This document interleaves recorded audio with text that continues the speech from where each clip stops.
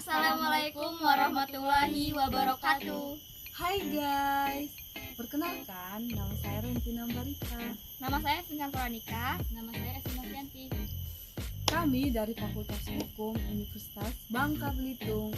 Di sini kami akan menjelaskan tentang budaya hukum dan bekerjanya hukum di masyarakat. Selamat menyaksikan. Enjoy.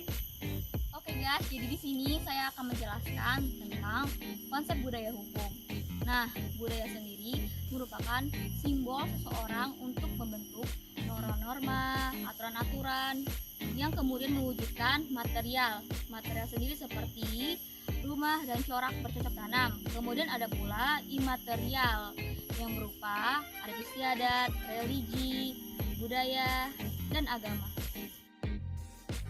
Menurut Konjaraningrat, sistem nilai budaya merupakan konsepsi-konsepsi yang hidup dalam alam pikiran masyarakat mengenai hal-hal yang mereka anggap sangat berharga dalam hidup. Di samping itu, merupakan sikap mental yang berupa keadaan mental seseorang untuk berinteraksi dengan lingkungan atau masyarakatnya.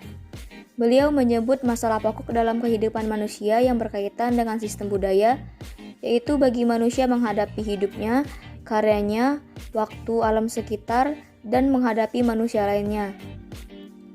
Menurut Konjaraningrat pula, dikemukakan bahwa dilihat dari wujudnya terdapat 3 wujud kebudayaan, yaitu yang pertama, wujud yang berupa kompleks ide-ide, gagasan, nilai-nilai, norma-norma, peraturan yang merupakan wujud ideal dan sifatnya abstrak.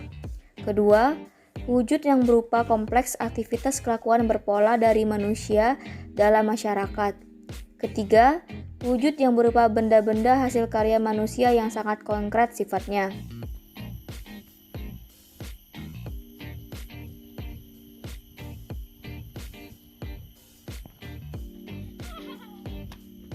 Baiklah, tadi kan saudari kita sudah menjelaskan konsep budaya hukum itu seperti apa. Jadi saya mau bertanya kepada saudari bahwa apakah hukum itu merupakan produk budaya? Nah, dari pertanyaan saudari Rentina, benar kalau hukum itu merupakan produk budaya sepanjang ia tetap tidak melenceng dari ide-ide dan dasar-dasar dari yang sebelumnya pernah saya jelaskan. Nah, untuk menjelaskan hubungan hukum dengan kebudayaan itu sendiri gimana? Nah, jadi dari pertanyaan ini, hubungan hukum dengan kebudayaan itu sendiri yaitu Hubungan hukum dengan kebudayaan berhubungan jelas tergambarkan dalam sistem tata kelakuan manusia yang berupa norma-norma, hukum dan aturan-aturan khusus. Semua berpedoman pada sistem nilai budaya masyarakat. Suatu sistem nilai budaya terdiri dari konsepsi-konsepsi yang hidup dalam alam pikiran sebagian besar masyarakat mengenai hal-hal yang harus mereka anggap bernilai dalam hidup. Sistem nilai budaya berfungsi sebagai pedoman tertinggi bagi kelakuan manusia, termasuk pula sistem hukum. Jadi inti dari budaya hukum itu apa sih? jadi budaya hukum sendiri yaitu Budaya hukum adalah keseluruhan faktor yang menentukan bagaimana sistem hukum memperoleh tempatnya yang logis dalam kerangka budaya milik masyarakat umum, yang tidak sekedar himpunan fragmen-fragmen tingkah laku dan pemikiran yang saling terlepas akan tetapi diartikan sebagai keseluruhan nilai sosial yang berhubungan dengan hukum berikut sikap yang mempengaruhi hukum. Selanjutnya, saya akan menjelaskan mengenai pengaruh budaya hukum terhadap bekerjanya hukum di masyarakat. Masyarakat adalah tempat hukum itu ada dan bekerja. Dalam perspektif sosial, hukum bukan bekerja pada ruang hampa. Dan secara politiknya, budaya hukum akan sangat berpengaruh terhadap bekerjanya hukum di masyarakat. Begitu pula sebaliknya, dengan hasil dan proses dalam bekerja hukum. Masyarakat adalah tempat hukum itu ada dan bekerja dalam perspektif sosial. Hukum bekerja bukan pada ruang hampa. Prinsipnya, budaya hukum akan sangat berpengaruh terhadap bekerjanya hukum di masyarakat. Begitupun sebaliknya, baik proses maupun hasil dari bekerjanya hukum. Dapat dinyatakan pula bahwa setiap domain bekerjanya hukum dapat ditemukan problematika penyelenggaraan atas tindakan hukumnya. Selama tindakan hukum itu bergerak melalui rangkaian menuju pada sasarannya, ia menimbulkan tingkah laku hukum pada setiap tingkatan, sedangkan tingkah laku itu dapat bersifat positif dan pula bersifat negatif. Dan hal ini ditentukan pula oleh satu atau lebih motif kelompok-kelompok yang mempengaruhi seluruh tingkah laku hukum, yaitu rasa takut pada hukuman, harapan dan imbalan, tekanan kelompok, serta nilai-nilai internal. Menurut buku yang saya baca, budaya hukum ini dibagi menjadi dua, yaitu internal legal kultur dan eksternal legal kultur. Apa sih perbedaan dari kedua tersebut? Ya, budaya hukum memang terbagi menjadi dua, yaitu internal legal kultur dan eksternal legal kultur. Di mana perbedaan itu terdapat internal legal kultur yaitu budaya hukumnya lawyers dan judge, dan external legal kultur yaitu budaya hukum masyarakat pada umumnya. Budaya hukum seorang hakim, internal legal kultur, akan berbeda dengan budaya hukum masyarakat, external legal kultur, bahwa perbedaan eksternal pendidikan, jenis kelamin, suku, kebangsaan, pendapatan, dan lain-lain dapat merupakan faktor yang mempengaruhi budaya hukum seseorang. Karena komponen hukum selain meliputi struktur, substansi yang lebih penting budaya, di mana budaya hukum yang menunjukkan bagaimana pembuatan hukumnya, persepsi masyarakat, external legal culture, dan aparat penegak hukum, internal legal culture, sampai pada moral terhadap hukum dan bagaimana hukum itu harus ditegakkan.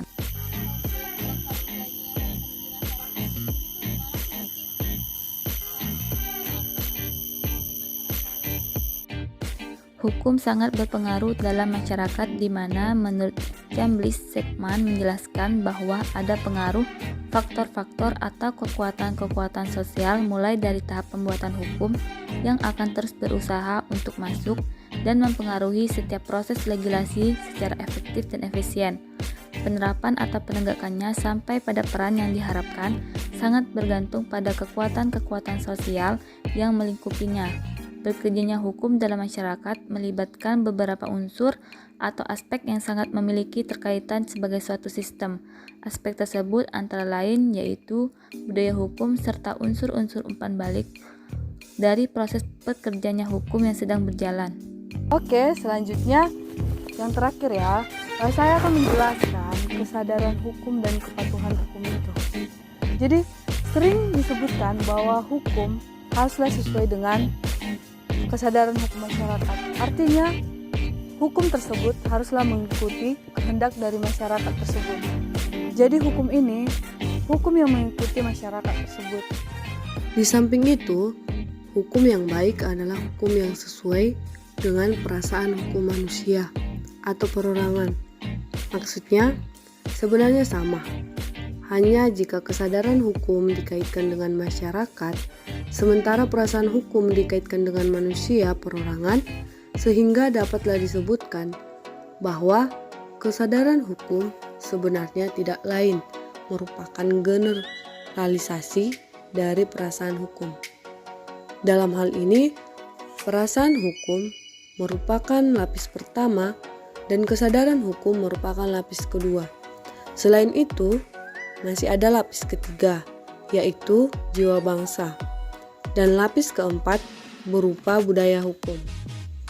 Dengan demikian, sebenarnya ada teori 4 lapis yang berhubungan dengan kaitan antara hukum dan masyarakat. Kesadaran hukum dalam konteks ini berarti kesadaran untuk bertindak sesuai dengan ketentuan hukum. Kesadaran hukum masyarakat merupakan semacam jembatan yang menghubungkan antara peraturan-peraturan hukum dengan tingkah laku hukum anggota masyarakat.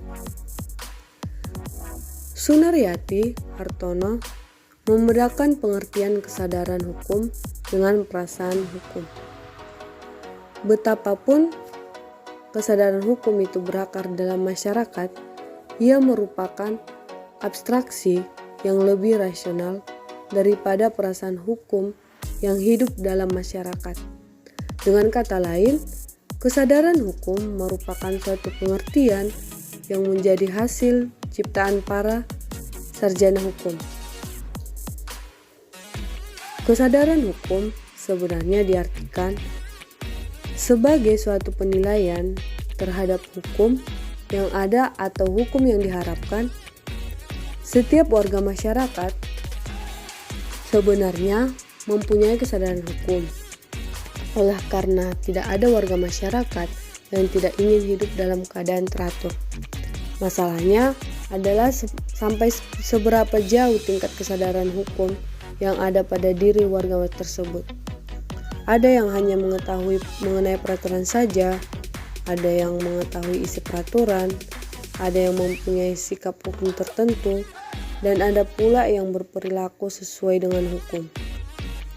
Agaknya yang terakhir itu merupakan indikator dari kesadaran hukum yang relatif tinggi dan sekaligus dapat dianggap sebagai orang yang disiplin terhadap hukum, oleh karena dia mematuhi hukum dalam kenyataannya. Jadi Ren, bagaimana cara menanamkan rasa kesadaran kepatuhan itu agar terlaksana? Nah, untuk terlaksananya kesadaran hukum dan kepatuhan tersebut di masyarakat harus terlibat semua pihak seperti itu. Agar tertib hukum dapat berjalan lancar, hukum dibuat untuk mengatur norma dan kehidupan manusia agar tidak saling mencelakai satu sama lain. Selain itu juga untuk meregulasi apa yang boleh dan apa yang tidak boleh dilakukan oleh masyarakat. Penerapan hukum tidak akan bisa ditegak bila tidak ada kesadaran untuk mentaatinya. Kesadaran hukum harus didasari dengan pengetahuan apa itu hukum. Jika seseorang tak tahu apa itu hukum, ia tentu saja tak bisa menjalankan hukum sebagaimana semestinya. Ia mesti tahu bahwa hukum hal penting untuk masyarakat, karena hal itu melindungi masyarakat dari keadaan kabur hukum. Kepatuhan hukum merupakan sikap yang aktif dan didasarkan atas motivasi setelah ia memperoleh pengetahuan. Dari mengetahui sesuatu, manusia sadar. Setelah menyadari, ia akan tergerak untuk menentukan sikap atau bertindak. Oleh karena itu, dasar kepatuhan itu adalah pendidikan, kebiasaan, pemanfaatan, dan identifikasi berkelompok. Jadi karena pendidikan terbiasa menyadari akan manfaatnya dan untuk identifikasi dirinya dalam kelompok, manusia akan patuh. Jadi harus terlebih dahulu tahu bahwa hukum itu ada untuk melindungi dari kepentingan manusia. Setelah tahu, kita akan menyadari kegunaan isinya dan kemudian menentukan sikap untuk mematuhi peraturan hukum tersebut.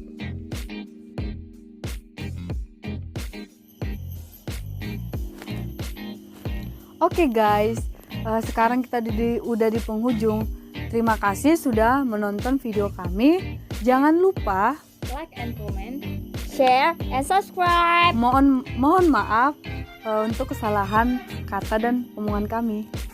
Wassalamualaikum warahmatullahi wabarakatuh. Bye bye. See you next time guys.